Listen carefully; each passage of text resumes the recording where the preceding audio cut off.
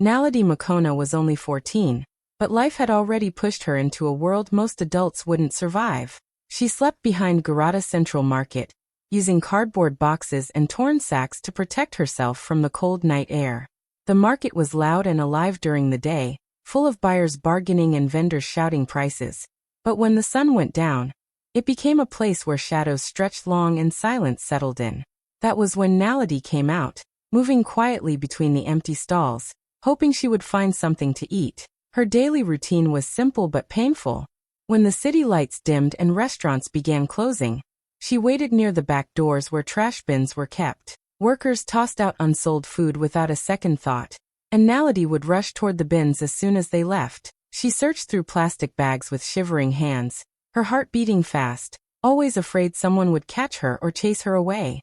Sometimes she found half-eaten sandwiches, hard bits of bread, or cold rice stuck together. Other nights, she found nothing at all and had to sleep hungry, curled up on the cold pavement. Even though she was young, Naledi had learned how to move unnoticed. She made her footsteps light, kept her breathing quiet, and stayed hidden whenever people walked by. The world treated her like she didn't exist, and she had gotten used to blending into corners and shadows. But inside, she still held on to memories of her mother, memories that kept her going through each difficult night. Her mother used to tell her, "You are brighter than any star. Don't forget that." But stars felt far away now, and Naledi's life had become a struggle just to see the next morning. She tried to stay positive, telling herself that one day things might change, even if she didn't know how. Sometimes she watched the city from behind the market stalls, imagining what it would feel like to live in a real home again, to eat a warm meal without worrying where it came from, to laugh without fear. Yet every night she returned to her quiet corner, tightening her thin blanket around her body, reminding herself that she had survived another day. Naledi never guessed that someone powerful, someone who could change everything, would soon see her when the rest of the city walked past without noticing. Obaking Ramatlhodi sat in the back seat of his black car, parked quietly near the market. He was waiting for a late-night business meeting, the kind he usually handled without anyone noticing. The market area didn't interest him at first. He was simply passing time, scrolling through messages and thinking about work. But then something small and shaky caught his eye near the trash bins. He looked up again, this time paying closer attention. In the dim light, he saw a thin girl crouched low, her shoulders tight as if she expected trouble. Naledi moved slowly, almost like she didn't want the world to see her. She opened a plastic container she had pulled from a trash bag, and Obaking noticed how carefully she held it, as if it were precious. She picked up pieces of cold food with her trembling fingers, eating each bite like someone who had learned not to waste a single crumb. The sight forced him to lean forward. He wasn't a man who shocked easily, but watching her struggle quietly, trying to survive without drawing attention, hit him in a place he hadn't felt in years. People walked past her without stopping, some talking loudly, others rushing to their cars, completely unaware of her presence.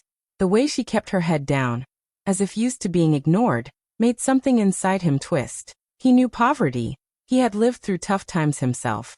But this was different. This was a kind of loneliness he had never seen up close. The wind blew her thin shirt, and she shivered while still trying to finish her small meal before anyone noticed. Obaking couldn't look away. He watched the girl's hands shake as she closed the container, probably saving whatever was left for later. She tucked it into a small bag made from old cloth, hugging it to her chest like it was the only valuable thing she owned. Her eyes darted around, checking if someone might yell at her or chase her off. She didn't know anyone was watching her from inside a warm car with tinted windows. The moment stretched longer than he expected. Something inside him refused to pretend he hadn't seen her. He felt a pull he couldn't ignore, a reminder of the boy he once was before money, success, and silence built walls around his life. And that quiet night, as she tried to disappear into the shadows again, he realized he couldn't stay seated anymore. Obaking sat frozen for a moment, unable to pull his eyes away from the small girl near the bins. He had known hardship when he was young, but he had never faced nights like hers. Seeing Naledi crouched on the cold ground, eating scraps quietly as if she didn't deserve anything better, shook something deep inside him. He felt a heavy pressure in his chest, a mix of anger, sadness, and guilt he couldn't understand right away. It was the kind of feeling that refused to fade, no matter how much he tried to tell himself to focus on his work. As he looked through the car window, he noticed how everyone else behaved. Adults walked past without even glancing at her. A couple laughed loudly while stepping around her, as though she were nothing more than a piece of trash on the ground. A vendor pushed a cart nearby, but didn't stop or speak to her. It was as if she had become invisible to the world, a small shadow blending into the night. The way she kept her head low told Upbringing she was used to this silence, used to being unseen. That realization hit him harder than anything else. He remembered how he used to feel when he was younger and hungry. He had experienced shame and fear, but he had still had people who noticed him. Neighbors who gave him bread, teachers who encouraged him. This girl had no one. She didn't even lift her eyes to hope someone might help. She simply tried to survive quietly, without causing trouble, without expecting kindness. Upbringing's fingers tightened around the edge of his seat. He could ignore business calls, ignore meetings, ignore problems within his companies, but he couldn't ignore this. Not tonight. Something powerful rose inside him, something he hadn't felt in years. A voice in him refused to let him turn away, telling him that if he drove off now, he would carry this image forever. He felt responsible in a way he couldn't explain, as if fate had forced him to witness her struggle for a reason. He leaned back, thinking of his own journey and how different it could have been if no one had ever helped him. Watching Naledi shrink into the shadows again made it impossible to remain still. He knew he had to step out, had to do something, because pretending he hadn't seen her was no longer an option. Upbringing pushed the car door open and stepped out slowly, keeping his movements calm so he wouldn't frighten her. The night air was cool, and his footsteps were soft against the pavement as he walked toward the small figure curled near the bins. Naledi heard someone approaching and instantly stiffened. Her eyes widened in fear, and she clutched her little cloth bag, ready to run. She had been chased away so many times before that she didn't even wait to see who it was. She jumped to her feet, trying to slip past him before he could shout at her. But Upbringing raised his hands gently, showing he meant no harm. His voice was soft, almost careful, as he said, "It's okay. I'm not here to drive you away." Naledi froze for a second, still unsure. She stepped back, her shoulders shaking, as if expecting him to change his tone at any moment. She wasn't used to anyone speaking to her kindly. Most people ignored her. Those who didn't were usually angry, telling her to leave, calling her names she tried to forget. Upbringing noticed how thin and tired she looked. Her clothes were old and torn, her feet covered in dust, and her eyes carried a mixture of fear and exhaustion. He took one small step closer, but kept enough distance so she wouldn't feel trapped. Then in a quiet voice that surprised even himself he asked, "When did you last eat real food?" The question seemed to confuse her at first. She looked at him carefully, trying to understand why a stranger cared. Her lips parted slightly, but no words came out. It had been so long since anyone asked her anything with kindness that she didn't know how to answer. She lowered her gaze, as if afraid to tell the truth. Upbringing waited patiently, not rushing her. He could see her trying to decide whether he was safe. Slowly, her head lifted again, and her eyes met his for a moment. That small moment was enough for him to see the hunger, the fear, and the loneliness she carried every day. He didn't raise his voice or move suddenly. He simply stood there, steady and calm, giving her a chance to trust him. She didn't speak, but he could read the answer in her trembling hands and sunken cheeks. And that silent answer told him everything he needed to know. Upbringing gently guided Naledi toward a small diner that stayed open late, a quiet place with warm lights glowing through the windows. She hesitated at the door, unsure if she was even allowed to enter a place like that. He nodded softly, encouraging her, and she stepped inside. The smell of warm food filled the air, and Naledi's eyes widened as she looked around, almost in disbelief. She hadn't sat at a real table in a long time.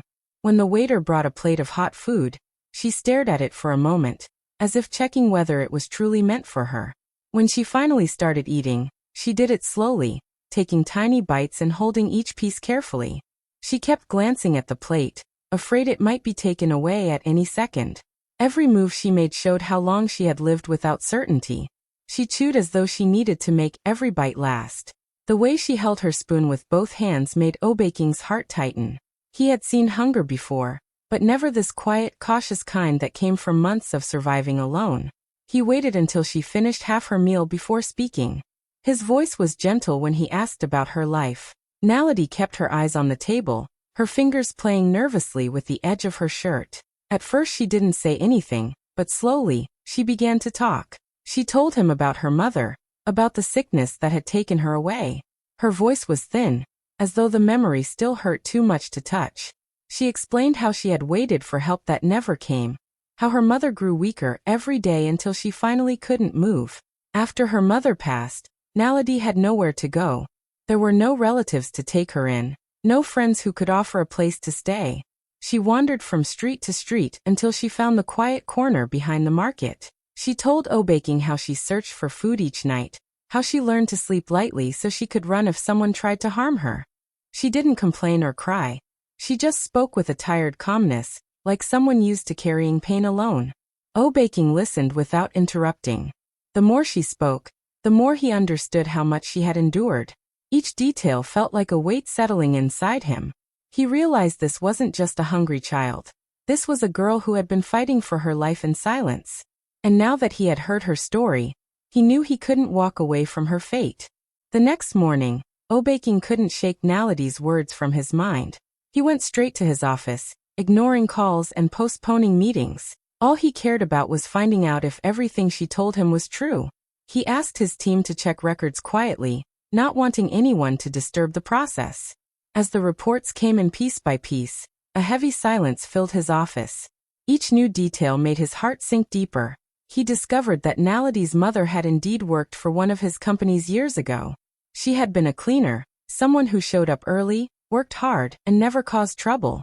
Obaking felt a tightness in his chest as he read her file. She wasn't just another name. She had been part of the system he built, trying to earn enough to care for her daughter. But life had pushed her into sickness, and when she needed help, she had gone to a clinic that should have been safe for her. When he saw the clinic's name, he froze. It was one his own foundation supported. He funded it so people with low income could get medical help. But the reports showed something far different from what he expected. Naledi's mother had waited for weeks just to see a doctor. The clinic had long lines, broken equipment, and not enough staff. She had been placed on a waiting list that moved too slowly. By the time her turn came, it was too late. Obaking felt a sharp wave of guilt crash over him. He prided himself on being a responsible leader, a man who gave back to the community. But this was a failure connected directly to him. A failure that cost a woman her life and left her daughter without anyone. He leaned back in his chair, closing his eyes as the truth settled heavily inside him. He had trusted his board to manage the foundation's projects, believing everything was running smoothly. Now he realized he had been blind. The thought that Naledi had suffered because of a system he was supposed to protect made his hands tremble. He couldn't stop thinking about her eating in the dark, searching for scraps, grieving alone.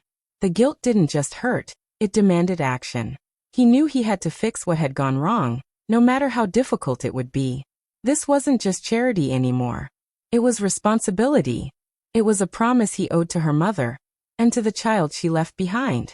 Obaking woke up the next day with only one thought in his mind. He had to fix what had been broken. The first thing he did was make sure Naledi was safe. He arranged a small but warm temporary place for her to stay.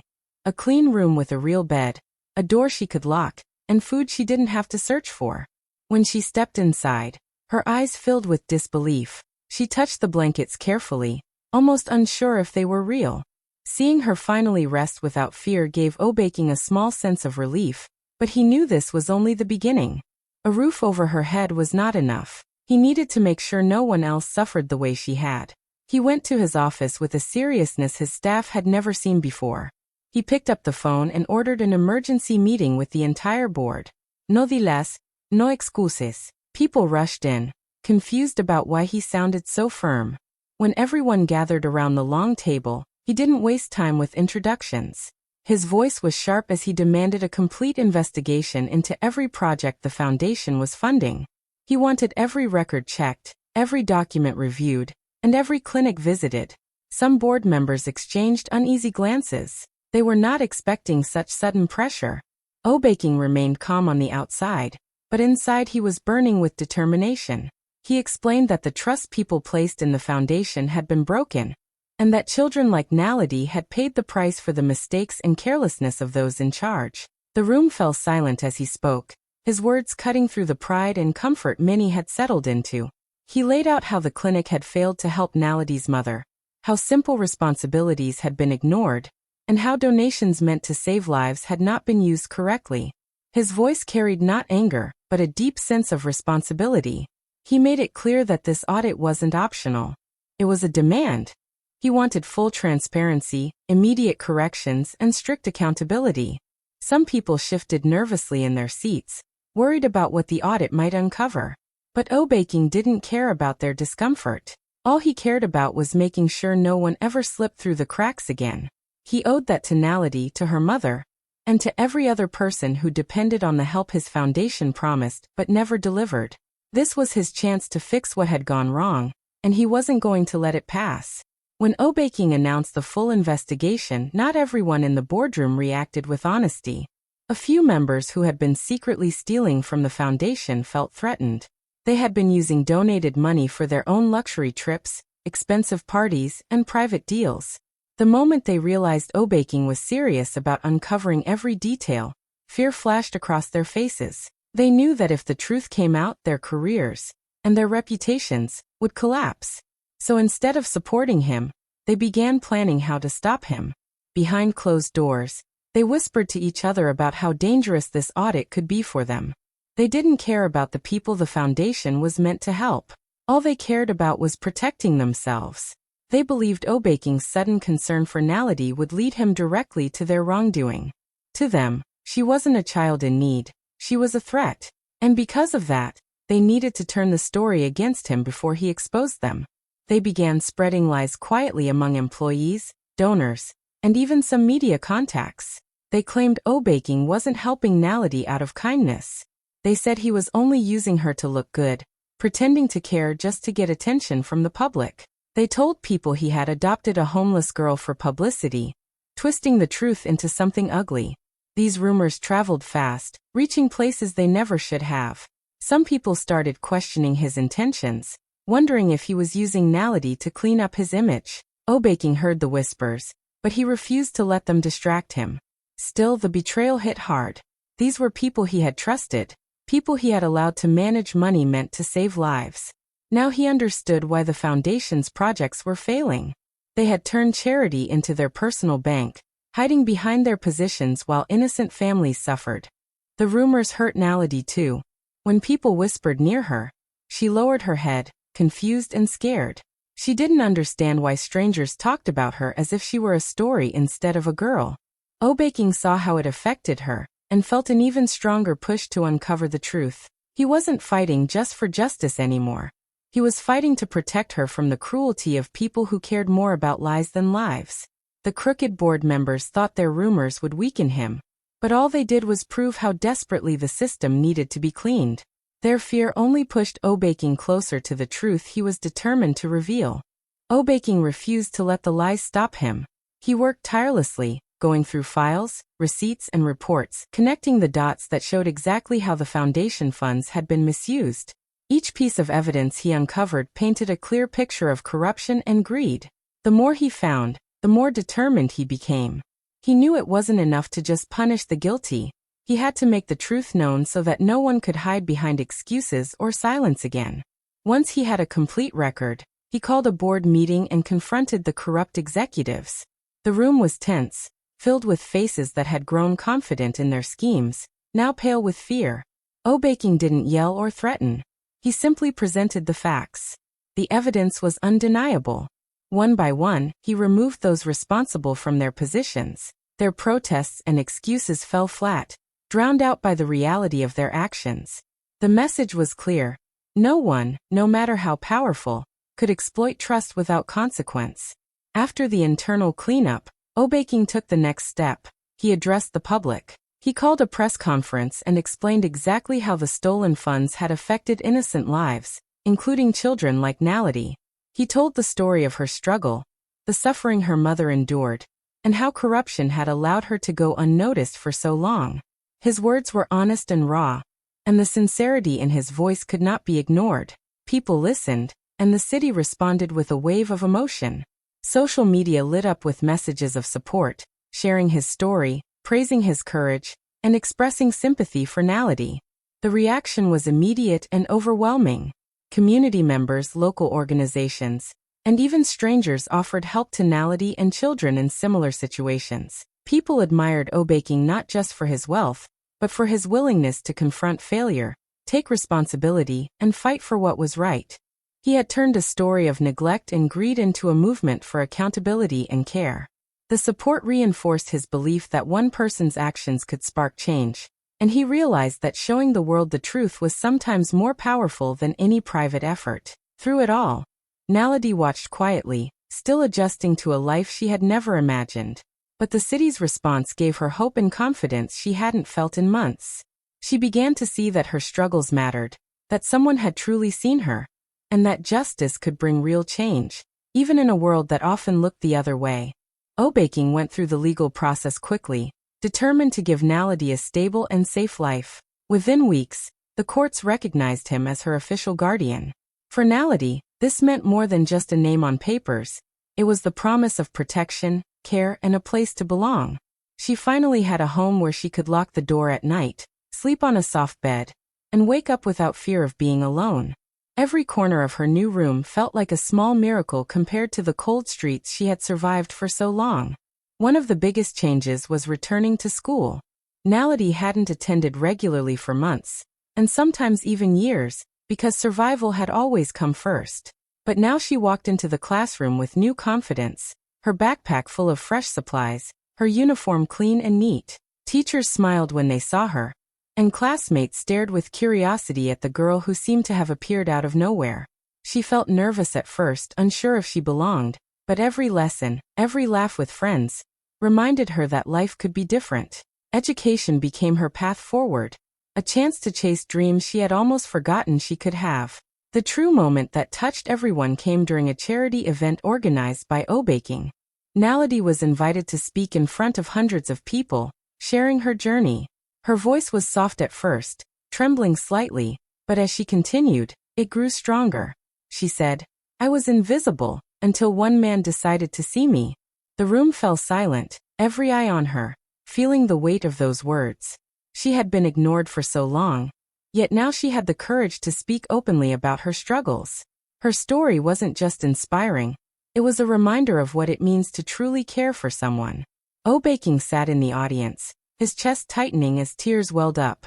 Watching her speak, he realized something profound. He had saved her from hunger, loneliness, and danger, but she had given him something far more valuable in return.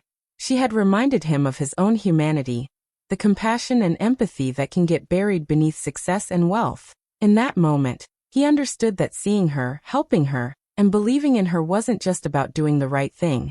It was about reconnecting with the part of himself that had been lost. Naledi had transformed both their lives, showing that sometimes the act of saving someone else can bring the deepest change to your own heart.